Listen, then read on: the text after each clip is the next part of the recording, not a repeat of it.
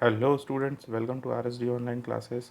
स्वागत है आप सभी का हमारे इस YouTube channel R S D online classes में। हम लोगों ने एक सीरीज़ लॉन्च की हुई है जिसमें हम आपको सीजी बोर्ड के जो पाक्षिक मूल्यांकन है, फोर्टनाइटली असाइनमेंट्स हैं और जो मंथली असाइनमेंट्स हैं, मासिक मूल्यांकन हैं, उनके सोल्यूशंस प्रोवाइड करवाते हैं। तो उसी सीरीज़ को कंटिन्यू करते हुए आज मैं आप लोगों के लिए लेकर के आया हूँ हिंदी विषय। हिंदी में है पाक्षिक प्रश्न पत्र क्रमांक 4, विषय है हिंदी और कक्षा है 12वीं। तो आइए शुरू करते हैं। सबसे पहला प्रश्न दिया हुआ है, सही विकल्प चुनकर लिखिए। तो प्रश्न दिया हुआ है जूझ का अर्थ है, तो जूझ का अर्थ होता है संघर्ष करना, यानी सही उत्तर हो जाएगा कौन सा, ख। ठीक है। फिर दूसरा प्रश्न है, श्री सौंदलगेकर अध्यापक थे, तो किस भाषा के अध्यापक थे वो, मराठी भाषा के अध्यापक थे। ठीक है। फिर भारत का प्रथम हिंदी समाचार पत्र कौन सा था, तो भारत का प्रथम हिंदी समाचार पत्र था उदंत मार्तंड। फिर लुगाई का अर्थ क्या होता है, तो लुगाई का अर्थ होता है स्त्री।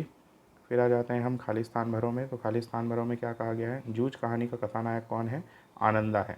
मंत्री मास्टर क्या पढ़ाते थे, खालिस्तान विषय पढ़ाते थे, मंत्री मास्टर गणित विषय पढ़ाते थे। जूझ कहानी के कथानायक की पढ़ाई, कथानायक कौन था, आनंदा। आनंदा की पढ़ाई चौथी कक्षा से छुड़ा दी गई थी। आनंदा के पिता का नाम क्या था, रत्नप्पा या फिर रतन यादव। ठीक है। नेक्स्ट क्वेश्चन है, समाचार क्या है, तो समाचार क्या है, किसी वर्तमान घटना, समस्या, विचारधारा या समसामयिक मुद्दे की रिपोर्टिंग जिसे ज़्यादा से ज़्यादा लोग देखना, सुनना या पढ़ना पसंद करते हैं तथा इसका प्रभाव व्यापक जनमानस पर पड़ता हो, क्या कहलाता है, समाचार कहलाता है। ठीक है। अगला सवाल है, दादा लेखक को खेती के काम में क्यों लगाए रखना चाहता था, तो दादा दिन भर गाँव में घूमना फिरना और अय्याशी करना चाहता था, इसलिए वह लेखक को खेती के काम में लगाए रखना चाहता था। फिर अगला सवाल है, समाचार लेखन में उल्टा पिरामिड शैली किसे कहते हैं, तो समाचार लेखन की वह शैली जिसमें सबसे महत्वपूर्ण बात पहले, कम महत्वपूर्ण बात बाद में, फिर सबसे कम महत्व की बात अंत में लिखी जाए, उल्टा पिरामिड शैली कहलाती है। ठीक है। फिर प्रश्न 5 है, स्वयं कविता रच लेने का आत्मविश्वास लेखक के मन में कैसे पैदा हुआ, तो क्या है आंसर इसका, जब मास्टर सौंदलगेकर कविता पाठ बड़े रस के साथ एवं अभिनयपूर्ण तरीके से करते थे तथा साथ ही कवियों के संस्मरण भी सुनाते थे, तब लेखक को विश्वास हुआ कि कवि भी हाड़ मांस क्रोध लोभ युक्त साधारण मनुष्य ही होता है। इससे प्रेरित होकर लेखक ने अपनी पहली कविता मालती की बेल पर लिखी। इसके उपरांत उसने अपने आसपास गांव के दृश्यों, खेतों आदि पर कविताएं गढ़ी। इसके बाद कभी भैंस चराते समय भैंस की पीठ पर लकड़ी से, शिलाओं पर कंकड़ से कविता लिखकर कंठस्थ करके मास्टर जी को सुनाने और शाबाशी पाने से उनका आत्मविश्वास बढ़ा। अंततः मास्टर जी से छंद, लय, अलंकारों का ज्ञान प्राप्त कर उनका सूक्ष्मता से प्रयोग कर मराठी भाषा में लेखक काव्य रचना करने लगे। ठीक है।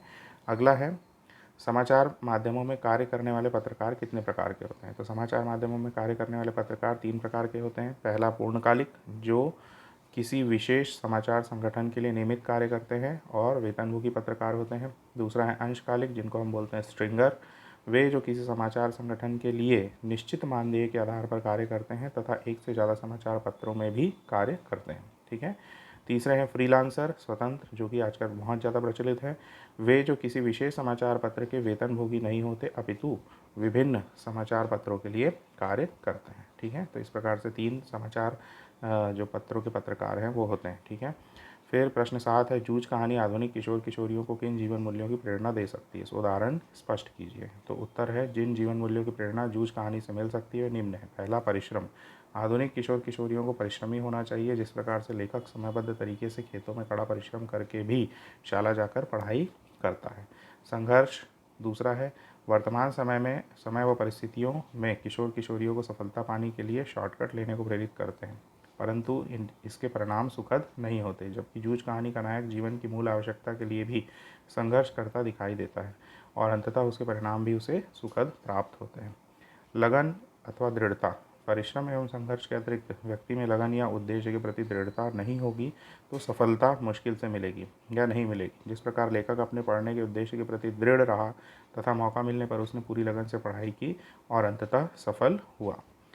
नेक्स्ट है दूरदर्शिता। लेखक की दूरदर्शिता इस बात से पता चलती है जब वह छोटी उम्र में ही यह सोचता है कि खेती करने से उसे ज़्यादा कुछ हासिल नहीं होगा, बल्कि पढ़ लिख लेने से नौकरी लग सकती है और वह कारोबार कर सकता है, आर्थिक स्थिति उसकी सुधर सकती है। तो इस प्रकार से ये जो 4 गुण थे उससे क्या है, ये प्रेरणादायी हैं किन लोगों के लिए, आधुनिक जो किशोर किशोरी हैं उनके लिए जीवन मूल्यों की प्रेरणा दे सकते हैं। नेक्स्ट क्वेश्चन है अथवा वाला। अथवा वाले क्वेश्चन में क्या लिखा हुआ है, समाचार लेखन में डेडलाइन, संपादन, कार्टून कोना, विशेषीकृत रिपोर्टिंग, बॉडी या क्लेवर को समझाइए। तो डेडलाइन क्या होता है, कोई समाचार पत्र जिस अवधि के बाद छपता है वह अवधि ही समाचार पत्र के लिए डेडलाइन होती है। मान लीजिए 24 घंटे के बाद कोई समाचार पत्र छप रहा है तो वो उसके लिए डेडलाइन 24 घंटे हो जाएगी, क्योंकि उसके बाद पिछली जो खबर है वो बासी हो जाएगी। ठीक है।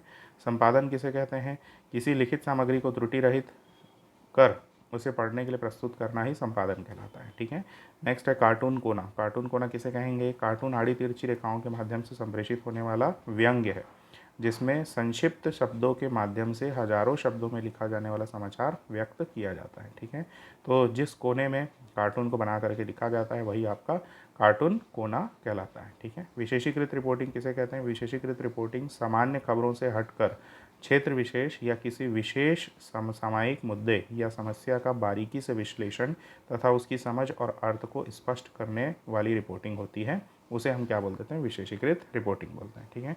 बॉडी या क्लेवर क्या चीज़ है, समाचार का वह हिस्सा जिसमें महत्व के अनुसार घटते हुए क्रम में सूचनाओं और ब्यौरा देने के अलावा उसकी पृष्ठभूमि का भी जिक्र किया जाता है, वो बॉडी या क्लेवर कहलाती है। एक होती है हेडिंग। हेडिंग से आपको उस पूरे समाचार का एक मुख्य जो थीम है वो मिल जाती है, लेकिन उसका जो डिटेल होता है और घटते क्रम में उस समाचार का पूरा जो विस्तार होता है, पूरा जो सूचना और उसकी जो पूरी पृष्ठभूमि होती है उसका जहाँ पर जिक्र होता है, वर्णन होता है, वो क्या कहलाता है, बॉडी या क्लेवर। ठीक है। प्रश्न 8 क्या कहता है, जूझ कहानी के कथानायक के स्वभाव की विशेषताएं लिखिए। तो कथानायक के स्वभाव की क्या क्या विशेषताएं थी, पहला वो परिश्रमी था, तो लेखक बहुत ही परिश्रमी था। वह सुबह से शाला जाने के पूर्व खेतों में सारा काम करता था, शाला में पढ़ाई करता था तथा शाला से आने के बाद भी वह खेत व अन्य कार्य करता था। दूसरा क्या है, सहनशीलता। लेखक ने घर में पिता की डांट और शाला में सहपाठियों की प्रताड़ना व शरारत को सहते हुए भी पढ़ाई की, तो ये उसके सहनशीलता के गुण को दर्शाता है।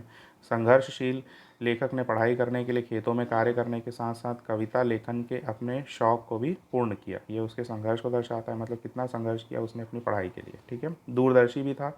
लेखक ने छोटी उम्र से ये समझ लिया था कि खेती से जीवन का निर्वाह संभव नहीं है, अपितु पढ़ाई से नौकरी करके वह अपनी आर्थिक स्थिति सुधार सकता है, तो ये उसकी दूरदर्शिता को दर्शाता है। आज्ञापालक भी था। लेखक पिता की आज्ञा का पूर्ण रूपेण पालन करता था, तभी तो वह शाला गमन करता था। मतलब पिता ने उसके कहा था कि शाला जाने के पूर्व तुम खेतों का सारा काम करोगे और शाला से आने के बाद भी गाय भैंसों को चराओगे और बचे हुए काम को पूरा करोगे, तो वो पूरा पिता की आज्ञा का पालन करता था। पहले वो खेतों के काम को ही पूरा करता था, उसके बाद आज्ञा स्वरूप वो जब समय मिलता था, जिस समय पे अपने उचित समय पे वो शाला जाता था। ठीक है।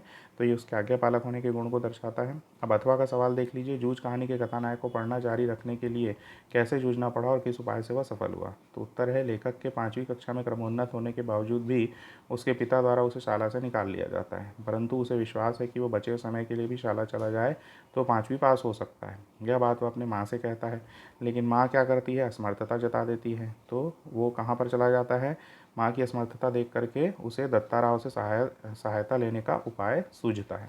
तो दत्ताराव के समक्ष जो लिखा हुआ है वो है, दत्ताराव के समक्ष वह निर्भीक होकर अपने ऊपर लगे आरोपों का उत्तर देता है, क्योंकि उसके पिता उसके ऊपर आरोप लगाते हैं कि ये खाली समय में पढ़ता नहीं है, घूमता फिरता है, सिनेमा देखता है, इधर उधर चला जाता है। तो वो आरोपों का वह जवाब देता है सही सही, तथा शाला जाने की अपनी इच्छा को बलपूर्वक व्यक्त करता है। बलपूर्वक वो कहता है कि मैं शाला जाऊँगा, मैं पढ़ूंगा और आगे भी आपको पास होकर के दिखाऊंगा, पिछले समय में भी मैं पास हुआ हूँ।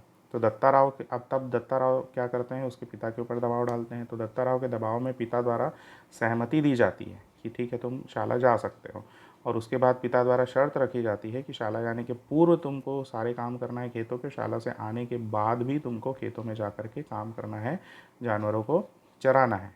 तो अपने पिता की शर्तों को मानते हुए शाला जाकर वो पढ़ाई करता है, और उसकी जूझ या संघर्ष इसी चीज़ में हमको दिखाई देती है। तो इसके साथ ही ये जो असाइनमेंट का सलूशन है वो समाप्त होता है।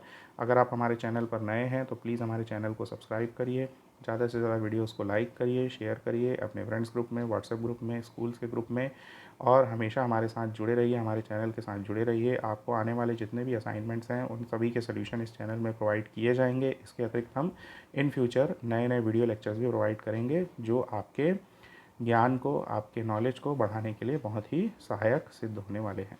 ठीक है। Thank you so much.